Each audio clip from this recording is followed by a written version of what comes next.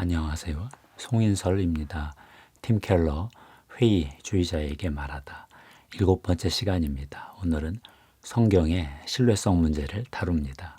팀 켈러는 이 시대가 하나님을 믿지 못하는 7번째 이유로 성경의 신뢰성 문제를 들었습니다. 성경이 믿을 만한 문서인가 하는 문제지요. 성경은 현대인의 사고와 문화의 기준에 맞지 않는다는 그런 질문인데요. 팀 켈러는 1960년대 후반 대학에서 교수들이 복음서의 역사적 신뢰성을 부정하는 강의를 듣고 무척 놀랐다고 합니다. 1960년대 후반 성경을 문학으로 다루는 강의를 들었다. 교수들은 복음서가 예수가 직접 말한 이야기가 아니라 교회가 후대에 기록한 것이라고 말했다. 복음서는 구전으로 전승되다가 오랜 세월이 흐른 후 초기 교회 지도자들이 자기들의 이해관계를 반영하여 기록하였다. 이렇게 말했다는 건데요. 팀 켈러는 이들 회의주의적 학자들의 담론을 이렇게 요약합니다. 당시 책들을 읽어보면 역사적 예수는 카리스마가 넘치는 정의롭고 지혜로운 스승이었다. 예수는 심한 적대감을 일으키고 처형되었다.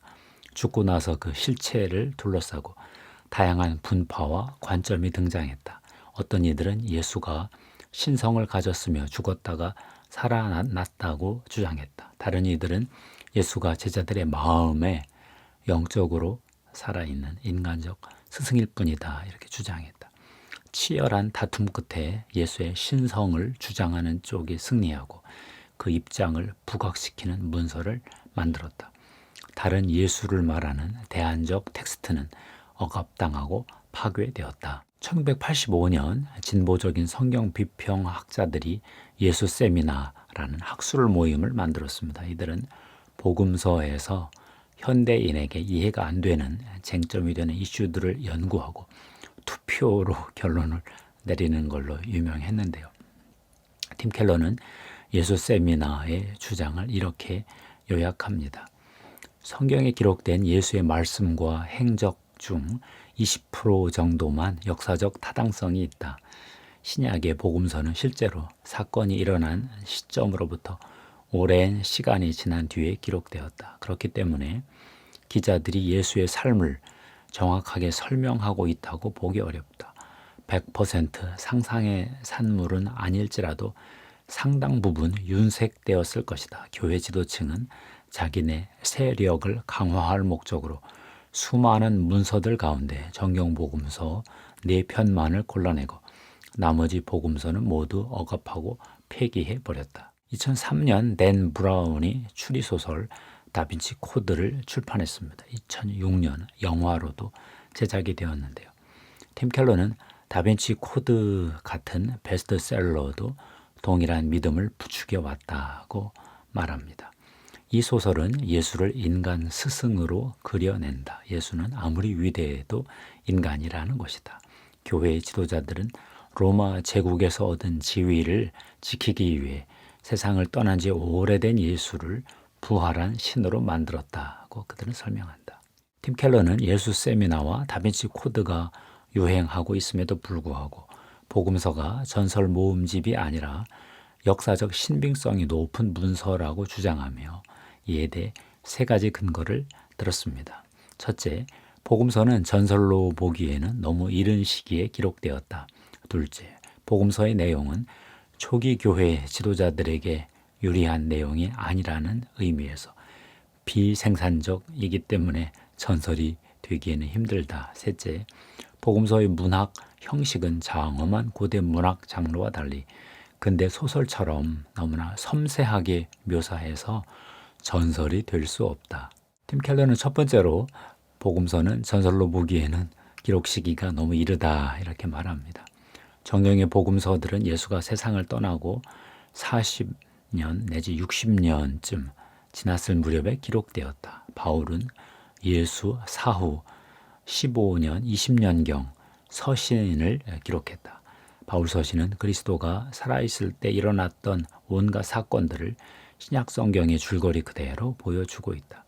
누가는 누가복음에서 여전히 생존해 있는 수많은 증인들에게서 예수의 삶에 대한 이야기를 들었다고 말했다. 누가복음 1장 1절 2절이지요.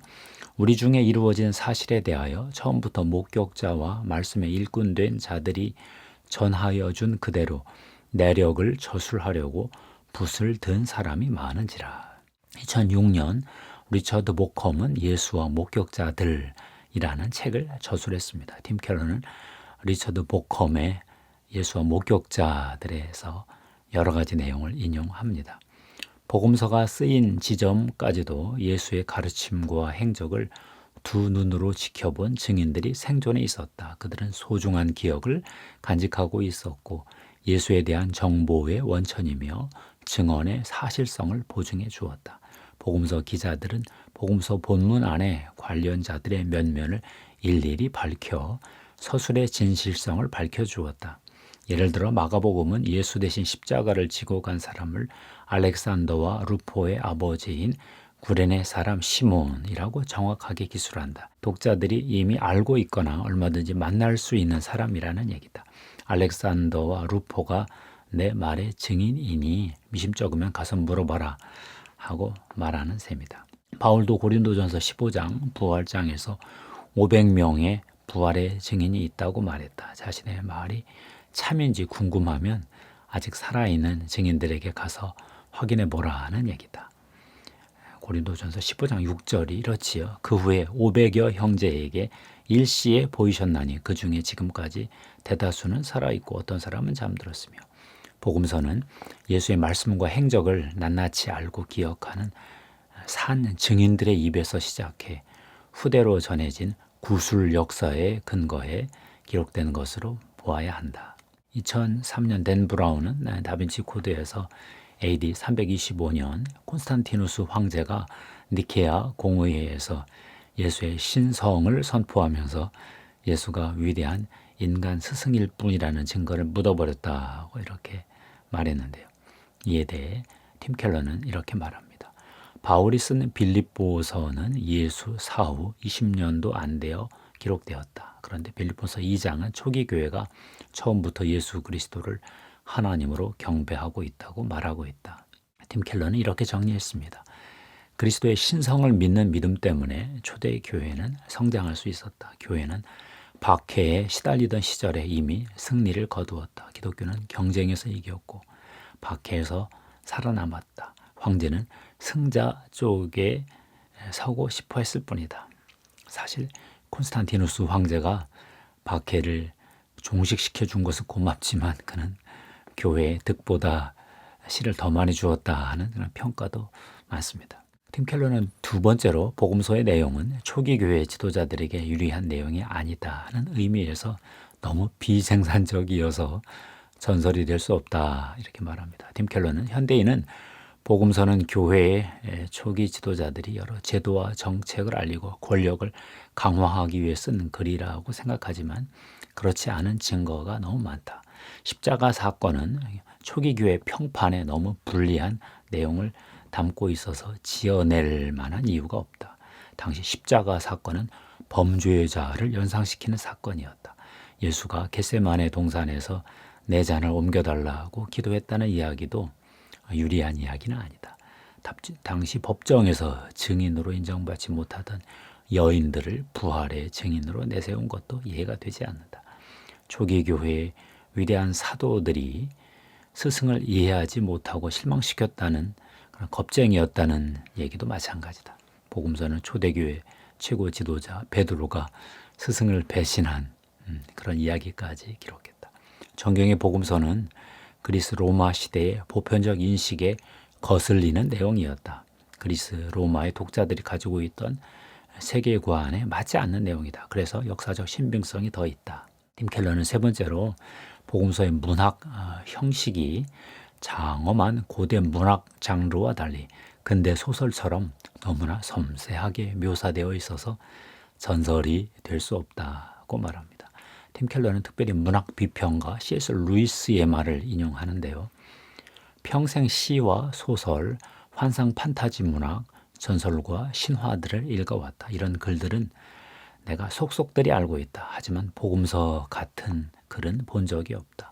어느 고대 작가가 전수자도 계승자도 없는 상태에서 불현듯 시대를 앞질러 근대소설의 사실적 서술 기법을 온전히 끌어다 쓴 것 같다. 그게 아니라면 사실을 기록한 것으로 보아야 한다. 루이스의 말을 좀 더 들어보겠습니다. 현대소설과 그 고대소설은 전혀 다르다. 현대소설, 근대소설은 사실적이다. 세밀한 묘사와 대화를 담고 있다. 현장을 지켜본 목격자의 증언을 읽는 느낌을 준다. 이런 현대소설, 근대소설의 장르의 역사는 한 300년 되었다.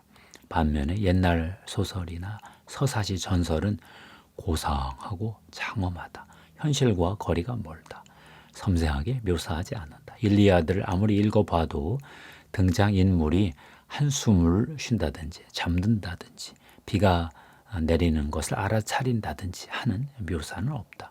복음서 이야기는 사실적 묘사가 너무 많다. 마가복음 4장은 예수가 배에 고물에서 베개를 자고 잠든 장면을 묘사한다. 요한복음 21장은 제자들이 물고기 153마리를 잡았다. 그렇게 묘사한다. 요한복음 8장은 한 여인이 가늠하다가 잡혀왔는데 예수는 땅바닥에 무언가를 쓰고 있었다. 이런 묘사를 했다. 무엇을 적었고 왜 그러셨는지 한마디도 하지 않았다. 이렇게 세밀하게 묘사할 이유가 설명할 길이 없다. 팀 켈러는 영국 신약학자 빈센트 테일러의 말도 인용하는데요. 성경을 바라보는 회의주의자의 입장이 타당성을 가지려면 그리스도가 부활하자마자 제자들이 모두 하늘나라로 갔어야 했다. 복음서를 기록하는 과정에서 전설적인 요소들이 끼어들 수 있는 길은 부활 후에 바로 제자들이 하늘로 가는 것뿐이었다. 그러나 그런 일은 일어나지 않았다. 팀 켈러는 최종적으로 이렇게 말합니다. 회의주의, 비평주의 학파의 성경 인식은 고작 100년의 역사를 갖고 있다. 이제 학문적으로 기반이 무너지고 있다. 그런데 이런 회의주의적 학파의 성경 인식, 리버럴하는 성경 인식을 대중매체들이 앞장서 떠들어대고 있다. 미디어 소비주의의 일면이라는 건데요. 팀 켈러는 성경의 역사적 신뢰성 문제를 다룬 후 그 다음으로 성경의 문화적 시대 역행성 문제를 다룹니다. 성경은 문화적으로 믿을 수 없다는 입장인데요.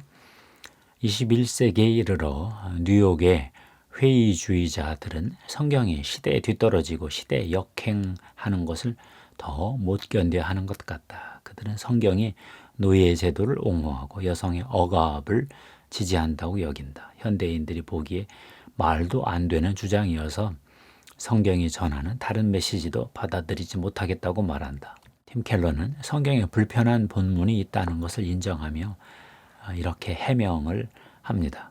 불편한 본문은 성경 시대 문화와 우리 시대 문화의 차이 때문일 수 있다. 예를 들어 고대 시대의 노예 제도는 18, 19세기 그 착취적인 아프리카 노예 제도와 달랐다. 1세기 로마 제국의 노예들은 자유민과 비슷하게 살았다. 자유노동자와 같은 임금을 받았고 몸값을 치를 만한 재물도 모을 수 있었다. 대부분 10년, 15년 안에 나이 30대 후반에 이르기 전에 해방될 수 있었다. 팀 켈러는 성경을 불편하게 여길 때 혹시 우리 시대의 문화의 우월성을 가지고 그럴 수 있다고 말합니다.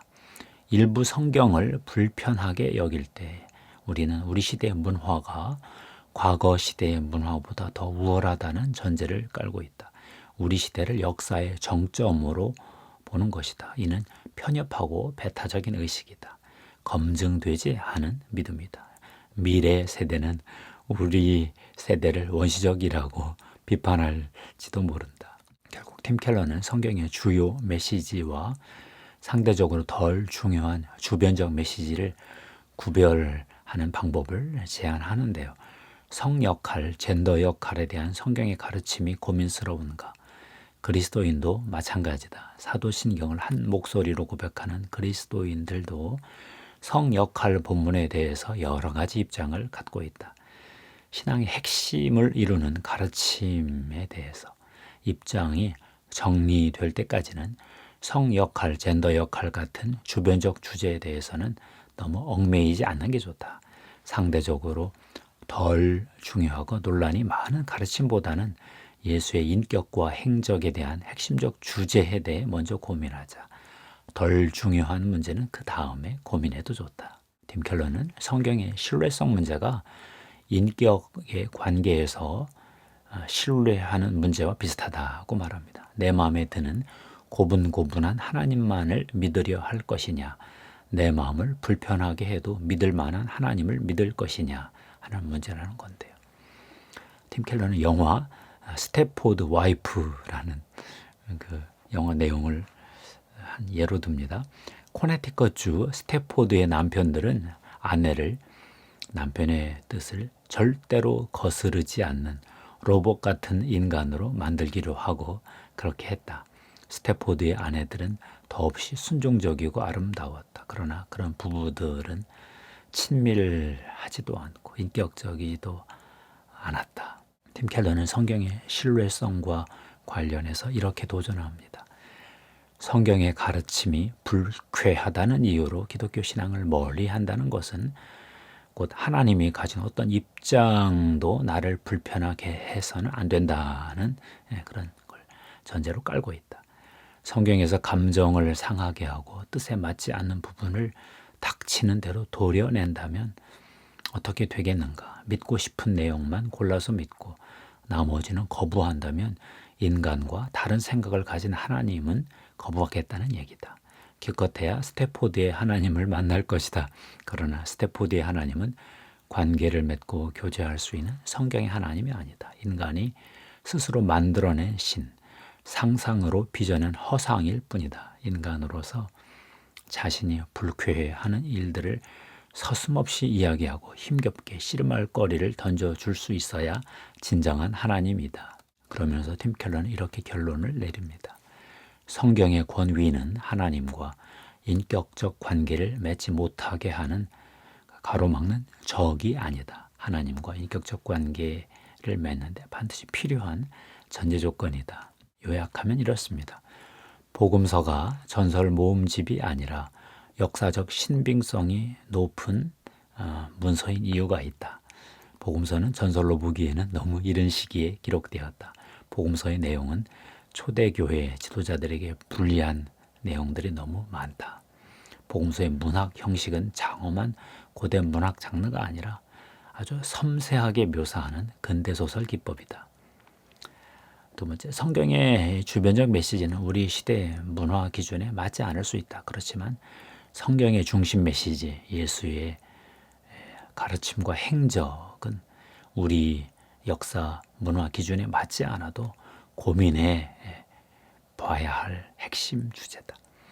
성경의 권위를 믿는 것은 내 마음에 들지 않는 인격을 믿는 문제와 비슷하다. 내 마음에 들지 않아도 관계를 맺어야 할 사람이 있다. 부부 같은 관계죠. 성경의 권위는 하나님과 인격적 관계를 맺을 때 꼭 필요한 전제 조건이다. 놀라운 통찰입니다. 팀 켈러의 글을 읽고 성경이 역사와 문화를 포함하고 있으나 초역사적, 초문화적인 영적 영역을 담고 있다는 것을 더 이해하게 되었습니다. 감사합니다. 하나님께 영광 돌립니다.